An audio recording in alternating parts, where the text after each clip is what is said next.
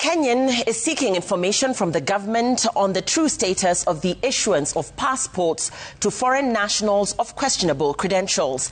Advocate Peter Wahinya has written to the Director General of Immigration Services at the Ministry of Interior and National Administration, seeking information on the process used to acquire the passports, the officers and officers involved, and the existence or lack of it of an investigation into the fiasco. As Brenda Wanga reports, the government remains mum even as Kenyans express outrage and condemn the government. Social media in Kenya has been a beehive of activity triggered by the revelations that the Department of Immigration has issued Kenyan passports to foreign nationals of questionable background, including high-ranking members of Sudan's Rapid Support Forces, RSF, and a notorious Zimbabwean business tycoon with a criminal history. Despite the heavy fury online, the government's response has been a deafening silence. Cabinet Secretary Kipchumba Murkomen, who took over the interior docket with promises of transparency, has gone silent.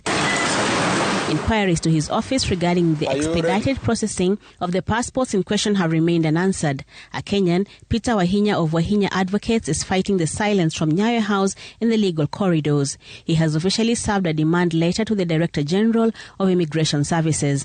Invoking Article 35 of the Constitution, the firm is demanding to be furnished with details of the application processes for names that have become synonymous with this scandal, including Zimbabwean Wicknell Chivayo and several Sudanese nationals linked to RSF.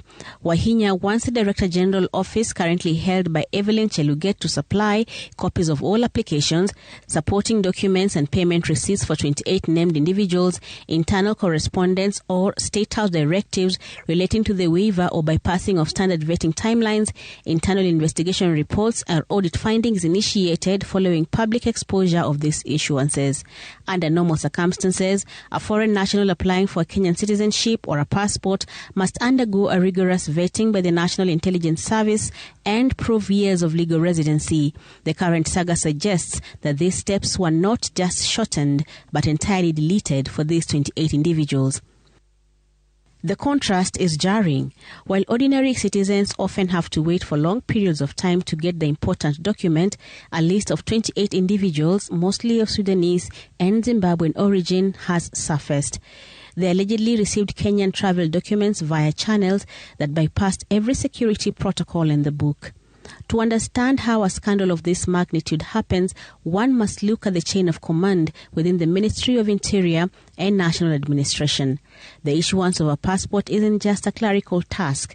It is a high-security process that involves multiple layers of vetting. At the very top sits the Interior CS, a docket held by Kipchumba Murkomen, who oversees policy formulation and overall national security. Next in this hierarchy is the PS, State Department for Immigration, Belio Sang, who is the accounting officer overseeing the budget and administrative services. Then comes the Director General of Immigration, who is in charge of the actual issuance of passports and permits. At the bottom sits the vetting committees that are responsible for verifying identities and conducting security checks of applicants. As the 21 statutory window for a response begins to tick, the question remains, will the government come clean, or will the special clearance lane remain a dark secret of the state? Brenda Wanga, Citizen TV.